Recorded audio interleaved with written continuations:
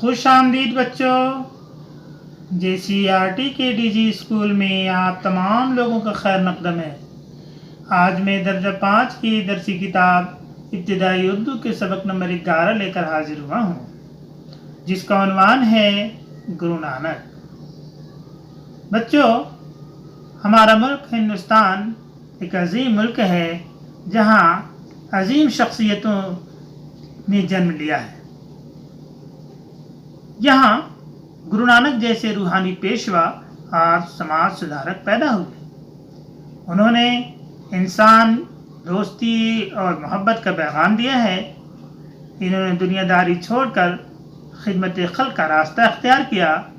آج انہی کے بارے میں ہم لوگ معلومات حاصل کریں گے۔ تو آئیے سب سے پہلے ہم لوگ سبق کو پڑھتے ہیں۔ اکثر سنی ہوگی کہ ہمارا ملک گنگا جمنی تہذیب کا نمونہ ہے۔ گنگا جمنی تہذیب یعنی ملی جلی تہذیب کا نمونہ ہے۔ ایسا اس لیے کہا جاتا ہے کہ یہاں بہت سے مذہبوں کے ماننے والے سینکڑوں برس سے ایک ساتھ رہتے آئے، جیسے ہندو، مسلم، سکھ، عیسائی، بودھ، پارسی وغیرہ۔ ہر مذہب کے رہنماؤں نے اپنی تعلیمات کے ذریعے پیار، محبت، بھائی چارے اور امن کا پیغام دیا۔ بھکتی تحریک کے نام سے بھی ایک تحریک چلی تھی۔ اس کے ماننے والوں کی زندگی انسانیت کی بھلائی کے کاموں میں گزری۔ اس تحریک کے پیرو مذہبی تعلیمات کے علاوہ سماج سدھار کے کام بھی کرتے تھے۔ پیرو کے معنی ماننے والے۔ ایسی ہی ایک بزرگ سکھ مذہب کے رہنما گرو نانک تھے۔ گرو نانک کی پیدائش 1469 میں دریائے راوی کے کنارے آباد ایک گاؤں تلونڈی میں ہوئی۔ یہ گاؤں اب پاکستان میں ہے اور لاہور کے جنوب میں واقع ہے۔ جنوب کے معنی دکن میں۔ اس گاؤں کو اب ننکانہ صاحب کہتے ہیں۔ گرو نانک اس گاؤں کے ایک منیم کالو چند کے بیٹے تھے۔ ان کے نام کے بارے میں یہ بات مشہور ہے کہ ان کی بڑی بہن کی پیدائش اپنے نانا کے گھر میں ہوئی، اسی لیے انہیں نانکی یعنی نانا کی کہتے تھے۔ اپنی بڑی بہن کے نام پر ان کو نانک یعنی نانا کا کہنے لگے اور یہی ان کا نام پڑ گیا۔ بچپن ہی سے گرو نانک کی عادتیں عام بچوں سے مختلف تھیں۔ انہیں کھیل کود کا شوق نہیں تھا۔ جیب خرچ کے پیسے بھی وہ اپنی ذات پر خرچ کرنے کے بجائے ضرورت مندوں میں تقسیم کر دیتے تھے۔ جب ان کی تعلیم کا سلسلہ شروع ہوا تو انہوں نے فارسی زبان اور حساب بہت حد تک سیکھ لیا۔ آگے پڑھائی میں ان کا جی نہیں لگا۔ جب وہ بڑے ہوئے تو ان کے والد نے پہلے کھیتی باڑی اور پھر تجارت کرنے کے لیے کہا۔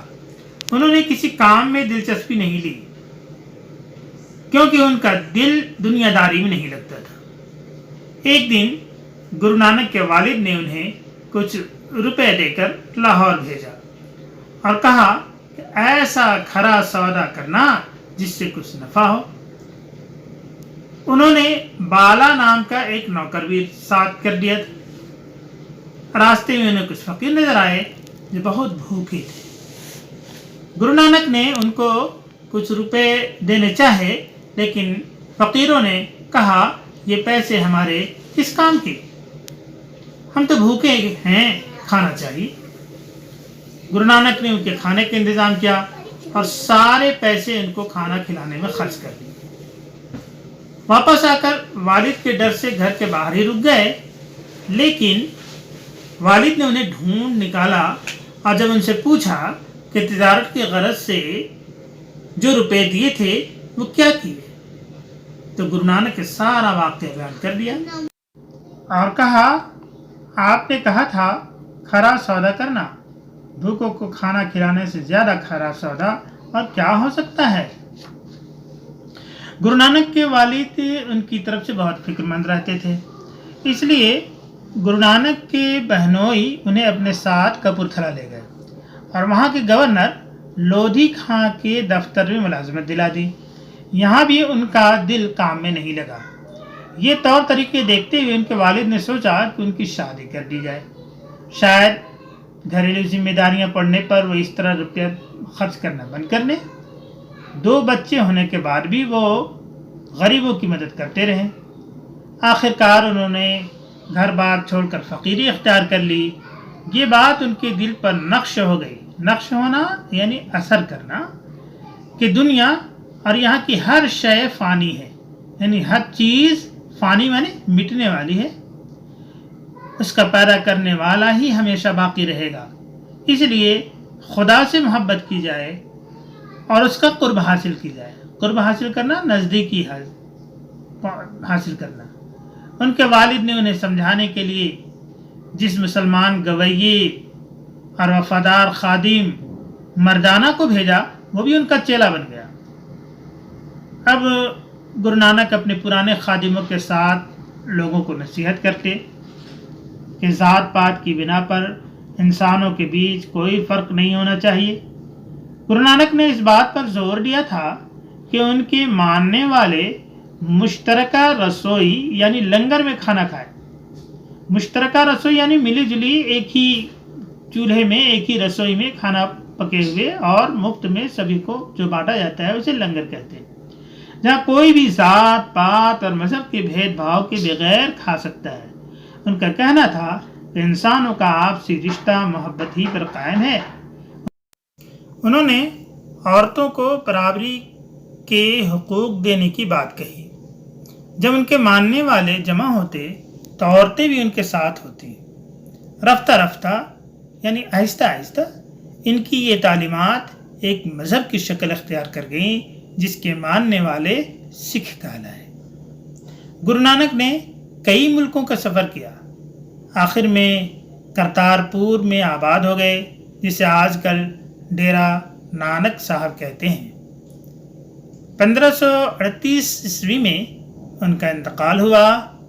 ان کی تعلیمات گرو گرنتھ صاحب میں جمع ہیں۔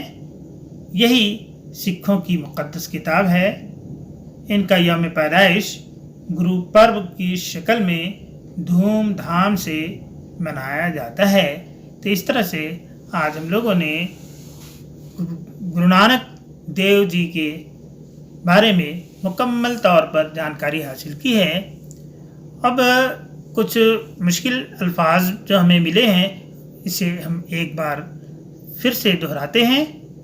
کچھ لفظی اور معنی: گنگا جمنی یعنی ملی جلی، تحریک کہتے ہیں کسی خاص مقصد کے تحت چلائی گئی مہم یا آندولن کو، جنوب کے معنی دکھن، پیروکار کے معنی ہوتے ہیں ماننے والے، پیچھے چلنے والے کو، گرہستی کہتے ہیں گھر بار، نقش ہو جانا یعنی اثر کرنا یا دل میں بیٹھ جانا، فانی مٹنے والا، قرب کے معنی نزدیکی، مشترکہ کے معنی ملی جلی اور مقدس کے معنی پاک ہوتے ہیں۔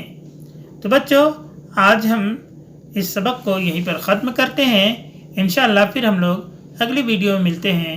اللہ